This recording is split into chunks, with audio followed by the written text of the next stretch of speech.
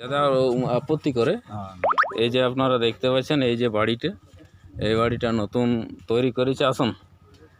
এই বাড়িটাতে যুধিষ্ঠির মণ্ডল এবং কি যেন নাম তার ছেলেরা এই যে দেখুন, এই যে দেখাচ্ছি এই যে গাঁথনিটাকে তারা ভেঙে দিয়েছে। এই যে উপরে দেখতে পাচ্ছেন টালি, এই টালিগুলো সব পাথর ছুঁড়ে একদম শেষ করে দিয়েছে, ঘর ভেঙে দিয়েছে। এই যে অ্যাডভেস্টার কুড়িয়ে একদম এই যে দেখতে পাচ্ছেন অ্যাডভেস্টার ভেঙে দিচ্ছে। এই যে সামনে নিচে দেখতে পাচ্ছেন টালি টুকরো পড়ে আছে, এগুলো সব পড়ে আছে। আমাদের এরা কিন্তু অলরেডি হোড়া থানাতে গেছিলো।